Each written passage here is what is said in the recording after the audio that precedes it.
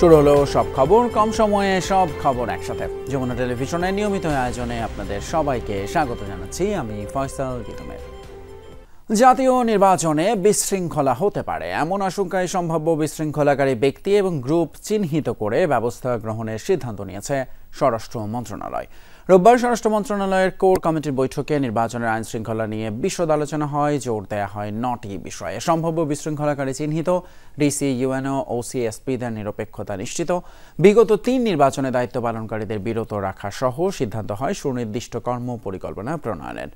জনপ্রশাসন মন্ত্রণালয়ের সিনিয়র সচিব জানান, বিগত 3 নির্বাচনে ডিসি, ইউএনওদের বিতর্কিত ভূমিকার কারণে এবার নিরপেক্ষ নির্বাচন আয়োজনে চ্যালেঞ্জের মুখে জনপ্রশাসন মন্ত্রণালয়। কোনো কর্মকর্তা পক্ষপাত দেখালে ইসির নির্দেশনা অনুযায়ী ব্যবস্থা নেওয়া হবে বলে জানানো হয়।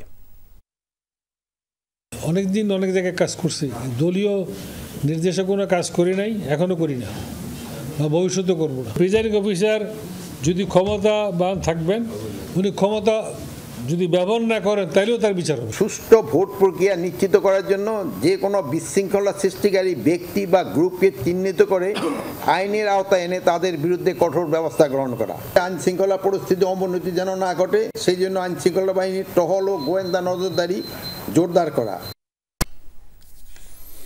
এদিকে নির্বাচন বিলম্বিত করতেই পিআরএন নামে আন্দোলনে কিছু রাজনৈতিক দল। ঢাকা রিপোর্টার্স ইউনিটিতে বিএনপির মহাসচিব বলেন, বিএনপির দীর্ঘদিনের সংস্কারের প্রস্তাবে আমলে নিয়েছে ঐকমত্য কমিশন। দলগুলোকে একমত না হওয়া ইস্যুগুলো ইস্তেহারে অন্তর্ভুক্ত করে দেশবাসীর কাছে যাওয়ার পরামর্শ দেন তিনি। আসন্ন নির্বাচনকে বিএনপির জন্য কঠিন পরীক্ষা আখ্যা দেন মির্জা ফখরুল। তার বিশ্বাস, জনগণ পরীক্ষিত এবং দক্ষ নেতৃত্বই নির্বাচিত করবে।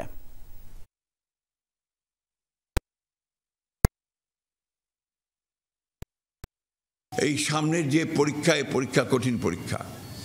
প্রতিদিন আপনাদের এই ইউটিউব, টেলিভিশন, আপনার সোশ্যাল মিডিয়া, এগুলোতে বিভিন্ন রকম সত্য মিথ্যা অপপ্রচার চালিয়ে যাওয়া হচ্ছে।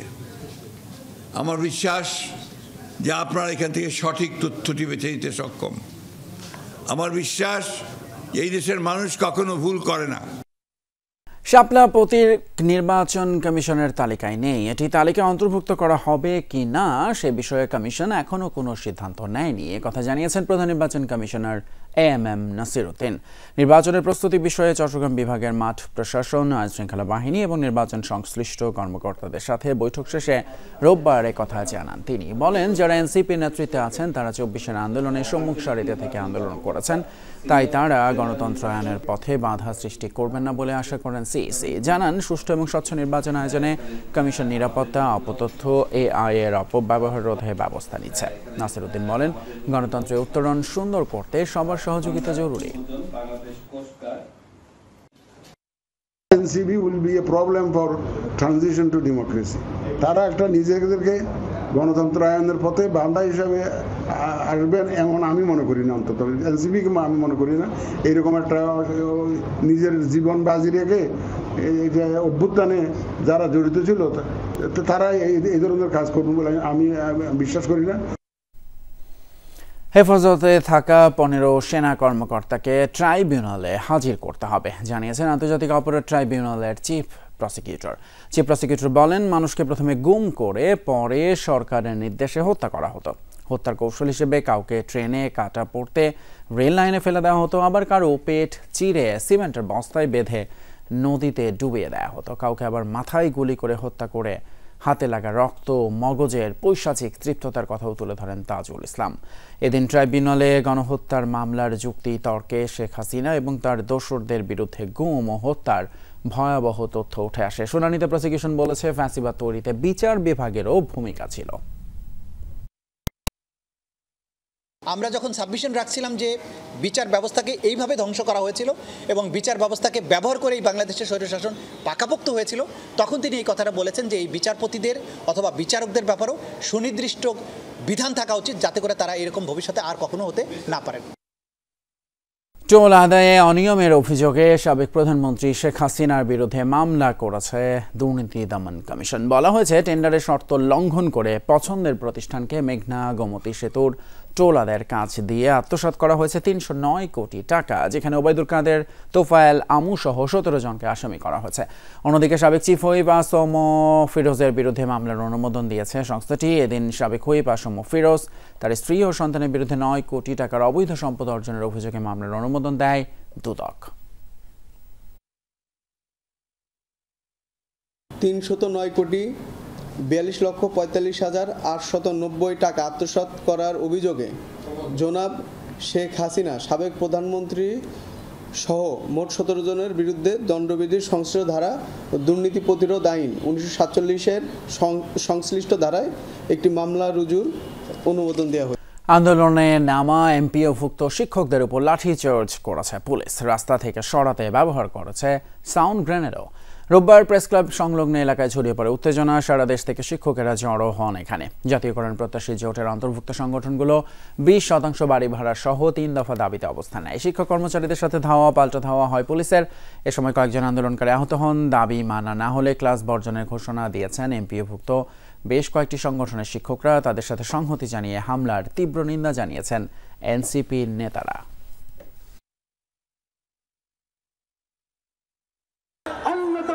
দাবি হচ্ছে 30% বাড়ি ভাড়া, তার সাথে সাথে আমাদের ১৫০০ টাকা মেডিকেল ভাতা দিতে হবে। শিক্ষকদেরকে যেভাবে পিটানো হয়েছে এটা কোনো সভ্য রাষ্ট্রীয় চরিত্র হতে পারে না। অনীতি বিলম্বে এই হীন কাজের জন্য তাদেরকে ক্ষমা চাইতে হবে। আপনারা দ্রুততম সময়ের মধ্যে বাড়ি ভাড়া 20% করতে অবশ্যই হবে। ওয়ার্ল্ড ফুড ফোরামে যোগ দিতে ইতালির রোমে পৌঁছেছেন প্রধান উপদেষ্টা ডক্টর মোহাম্মদ ইউনূস। স্থানীয় সময় বিকেল ৫টায় রোমার ফিউমেসিনো বিমানবন্দরে পৌঁছায় প্রধান উপদেষ্টাকে বহনকারী বিমান। ইতালিতে বাংলাদেশের রাষ্ট্রদূত এটিএম রকিবুল হক বিমানবন্দরে প্রধান উপদেষ্টাকে অভ্যর্থনা জানান। খাদ্য এবং কৃষি সংস্থার প্রধান অনুষ্ঠান বার্ষিক বিশ্ব খাদ্য ফোরামে যোগদানের জন্যই প্রধান উপদেষ্টা রোম সফর। প্রধান উপদেষ্টা এবং তার সফর সঙ্গীদের বহনকারী বাংলাদেশ বিমানের একটা ফ্লাইট রোববার বেলা 11:30টায় ঢাকার হযরত শাহজালাল আন্তর্জাতিক বিমানবন্দর ছেড়ে যায়। সফরসূচি অনুযায়ী মোহাম্মদ ইউনূস ফোরামের মূল অধিবেশনে আমন্ত্রিত অতিথি হিসেবে ভাষণ দেবেন। এবারের ইভেন্টটি 10 থেকে 17 অক্টোবর পর্যন্ত রোমে FAOর সদর দপ্তরে অনুষ্ঠিত হচ্ছে। 15 অক্টোবর প্রধান উপদেষ্টা দেশে ফেরার কথা। কিশোরগঞ্জের ইতনায় জমি নিয়ে বিরোধের জেরে সংঘর্ষে আহত হয়েছেন অন্তত 30 জন। রোববার দুপুরে উপজেলার মৃগা ইউনিয়নের গজারিয়া গ্রামে এই ঘটনা ঘটে। প্রায় 2 ঘণ্টা ব্যাপী ধাওয়া পাল্টা ধাওয়া এবং সংঘর্ষ চলে। আহতদের ইতনা স্বাস্থ্য কমপ্লেক্স এবং আজমিরিগঞ্জ হাসপাতালে ভর্তি করা হয়। স্থানীয়রা জানায় গজারিয়া গ্রামের ইউপি সদস্য জসিমউদ্দিন এবং কার্যক্রম নিষিদ্ধ আওয়ামী লীগ নেতা করিম মিয়ার মধ্যে জমি নিয়ে দীর্ঘদিন ধরেই বিরোধ চলে আসছিল। এরই জেরে সংঘর্ষ ও পরিস্থিতি নিয়ন্ত্রণে পুলিশ মোতায়েন করা হয়েছে।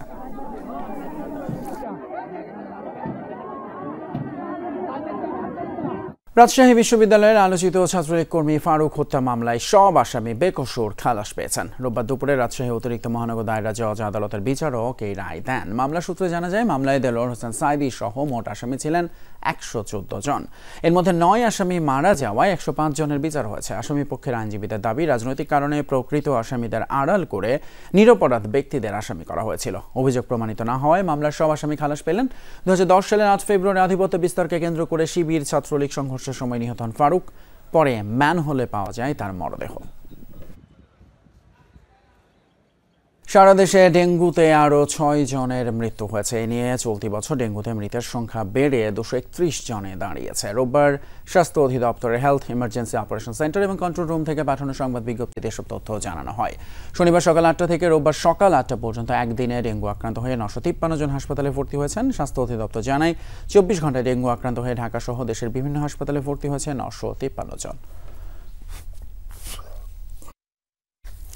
শিশুদের টাইফয়েড থেকে সুরক্ষা দিতে সারা দেশে একযোগে চলছে জাতীয় টাইফয়েড টিকাদান ক্যাম্পেইন। মাসব্যাপী এই কর্মসূচিতে 9 মাস থেকে 15 বছরের কম বয়সী প্রায় 5 কোটি শিশুকে বিনামূল্যে ভ্যাকসিন দেওয়া হবে।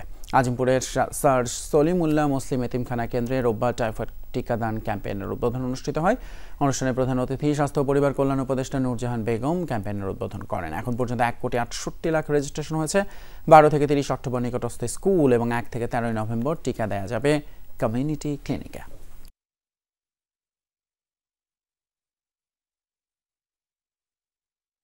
9 মাস থেকে 15 বছর বয়সী শিশু থাকবে, তাদেরকে আমরা ভ্যাকসিনটা দেব। কাজে আপনাদেরকে আমি সহযোগিতা চাই, আপনারা সারা বাংলাদেশে এই ক্যাম্পিংটা খুব জোরে সোরে করবেন, যাতে আমাদের একটা শিশুও এই রোগে মারা না যায়। যারা মারা যাচ্ছেন, যারা এই 8,000 কথা বলা হলো, এদের বেশিরভাগই হলো 9 মাস থেকে 15 বছরের শিশু।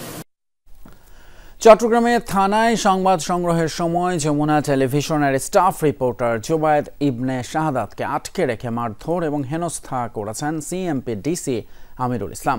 আগের রাতে জিইসি কনভেনশন সেন্টারে কনসার্টে সংঘর্ষ, গোলাগুলি, অস্ত্রবাজির ঘটনায় ফলো আপ সংবাদ সংগ্রহের জন্য রোববার সকালে ভিডিও জার্নালিস্টকে নিয়ে খুলশী থানায় যান যমুনা টেলিভিশনের স্টাফ করেসপন্ডেন্ট জুবায়েদ ইবনে শাহাদাত। এই সময় কার অনুমতি নিয়ে এসেছেন বলে তার উপর চড়াও হন থানায় সাদা পোশাকে অবস্থান করা সিএমপি ডিসি আমিরুল ইসলাম। টেনে হিচড়ে পাশের কক্ষে নিয়ে বেধড়ক মারধর করেন বলে অভিযোগ আক্রান্ত এই সাংবাদিকের। তাৎক্ষণিক শাস্তিমূলক ব্যবস্থা না নিয়ে শুধু আশ্বাস দেয় থানার সামনে প্রতিবাদ সমাবেশ করেছেন সংবাদকর্মী এবং সাংবাদিক নেতারা। তোকে গায়েব করবো মানে যা তা বলেছেন, অকথ্য ভাষায় গালিগালাজ করেছেন এবং মেরেছেন যেভাবে সেটা বলার ভাষা রাখে না। বাম দিকে 2টা থাপ্পড়, ডান দিকে 3টা থাপ্পড় মেরেছে। তারপর ধাক্কা দিয়ে আমাকে যখন ধাক্কা দেয় আমি পড়ে যাই, পড়ে যাওয়ার পর ইচ্ছে মতো পায়ে লাথি মারে। আমরা এটার সুষ্ঠু একটা ইনকোয়ারি করব কমিশনার স্যারের নির্দেশে, এবং যেই দোষী হোক এবং দায়ী হোক তার বিরুদ্ধে প্রয়োজনীয় আইনানুগ ব্যবস্থা নেওয়ার জন্য আমাদের ঊর্ধ্বতন কর্তৃপক্ষকে আমরা অনুরোধ করব। পুলিশের এই আশ্বাস নিশ্চয়ই দ্রুত বাস্তবায়ন হবে। মানিকগঞ্জ সদরে স্কুল ছাত্র রাব্বি হত্যার ঘটনায় এখনও কাউকে আটক করতে পারেনি পুলিশ, মামলাও হয়নি। রোববার সকালে মানিকগঞ্জ মেডিকেল কলেজ হাসপাতালে মরদেহের ময়না তদন্ত সম্পন্ন হয়েছে। স্বজনরা জানায় শনিবার রাতে বন্ধুদের সাথে লক্ষ্মী পূজার মেলায় ঘুরতে যান নবম শ্রেণীর শিক্ষার্থী রাব্বি। মেলা প্রাঙ্গণের প্রবেশমুখে রাব্বির উপর হামলা চালায় দুর্বৃত্তরা। ছুরিকাঘাত করে পালিয়ে যায় তারা। দ্রুত হাসপাতালে নেওয়া হলে রাব্বিকে মৃত ঘোষণা করেন চিকিৎসক। হত্যার কারণ সম্পর্কে নিশ্চিতভাবে কিছু জানাতে পারেনি স্বজন কিংবা পুলিশ। পটুয়াখালীর বাউফলে নিষিদ্ধ ইলিশ কিনে ফেরার পথে পুলিশের ধাওয়ায় নদীতে ডুবে গেছেন একজন। রোববার সকাল থেকে নিখোঁজ ব্যক্তির খোঁজে অনুসন্ধানের নামে ডুবুরি দল, তবে তার খোঁজ পাওয়া যায়নি। রাসেল খান নামের ওই ব্যক্তি এখনও নিখোঁজ। স্থানীয়রা জানায় শনিবার বিকেলে একটি নৌকায় মাছ কিনে ফিরছিলেন 4 জন। নৌ পুলিশ দেখে তাদের ধাওয়া করে এবং একজনকে আটক করে। বাকি 2 জন অন্য একটি ট্রলারে উঠে পালিয়ে যায়। এ সময় আতঙ্কিত হয়ে নদীতে লাফ দেয় রাসেল, কিন্তু দীর্ঘ সময় পেরিয়ে যাওয়ার পরও নদী থেকে না উঠে উদ্ধার অভিযান শুরু করে ফায়ার সার্ভিসের ডুবুরি দল। ব্রাহ্মণবাড়িয়ায় অভিযান চালিয়ে ভারত থেকে চোরাই পথে আনা 6.5 কোটি টাকা মূল্যের বিভিন্ন পণ্য জব্দ করেছে বর্ডার গার্ড বাংলাদেশ বিজিবি। দুপুরে সংবাদ সম্মেলনে বিজিবি জানায় গোপন খবরের ভিত্তিতে শনিবার রাতে বিজয়নগরের আমতলী এলাকায় অভিযান চালানো হয়। সন্দেহভাজন একটি পিকআপ তল্লাশি করে মেলে 7,118 পিস স্মার্টফোনের ডিসপ্লে, বিভিন্ন রোগের বিপুল পরিমাণে ইনজেকশন এবং পেঁয়াজের বীজ। চোরাই পথে ভারত থেকে সব পণ্য আনা হয় বলে জানিয়েছেন বিজিবি কর্মকর্তারা। জব্দকৃত পণ্য কাস্টমস কর্তৃপক্ষের কাছে জমা দান সহ মামলা দায়েরের প্রক্রিয়া চলছে। নারীর মর্যাদা, সুরক্ষা এবং ক্ষমতায়নের দাবিতে নারী সমাবেশ অনুষ্ঠিত হয়েছে চট্টগ্রামের আনোয়ারায়। উপজেলার কালা বিবির দিঘির মোড়ে অনুষ্ঠিত সমাবেশে বিএনপির কেন্দ্রীয় সহ সাংগঠনিক সম্পাদক ব্যারিস্টার মীর হেলাল বলেন, নারীর মর্যাদা এবং ক্ষমতায়নই হবে আগামীর বাংলাদেশের শক্তি। বিএনপি ঘোষিত রাষ্ট্র কাঠামো মেরামতের 31 দফা তুলে ধরার আহ্বান জানান তিনি। সমাবেশে দক্ষিণ জেলা বিএনপি সদস্য সচিব হেলাল উদ্দিন সহ বিএনপি এবং অঙ্গ সংগঠনের নেতারা বক্তব্য রাখেন।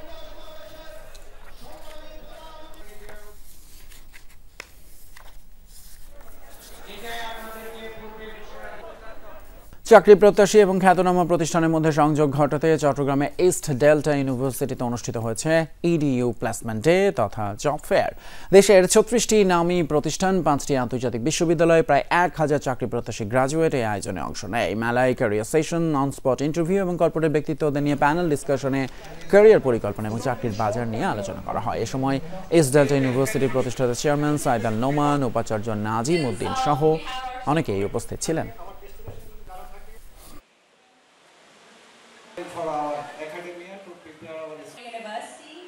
দীর্ঘ যাত্রার স্মারক হিসেবে ইফাদ গ্রুপ নিজেদের 40 বছর পূর্তি উদযাপন করেছে।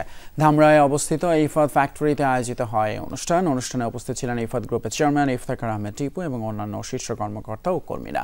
4 দশকের অগ্রযাত্রা সমৃদ্ধির পথে একসাথে এই প্রতিপাদ্যকে কেন্দ্র করে সাজানো হয় অনুষ্ঠানটি। দীর্ঘ এই পথযাত্রায় ইফাদের সহযোগীদের নিষ্ঠা এবং অবদানের স্বীকৃতিস্বরূপ লং সার্ভিস অ্যাওয়ার্ড প্রদান করা হয়। এছাড়া কর্মীদের বিভিন্ন সাংস্কৃতিক অনুষ্ঠানে বিজয়ীদের মাঝে পুরস্কার তুলে দেওয়া হয়।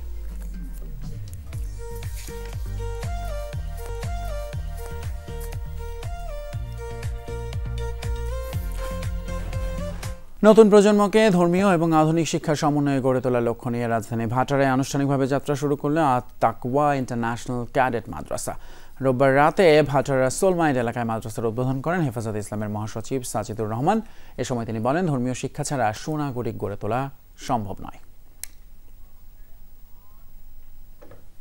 ধর্মীয় শিক্ষা হয় আমাদের এখানে, কিন্তু জাগতিক শিক্ষা না হওয়ার কারণে আমাদের শিক্ষাটা সংকুচিত হয়।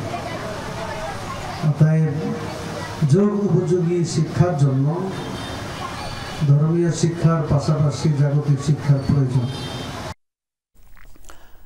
এই ছিল আমাদের আজকের সব খবরের আয়োজন। এতক্ষণ সাথে থাকার জন্য ধন্যবাদ আপনাদের সবাইকে।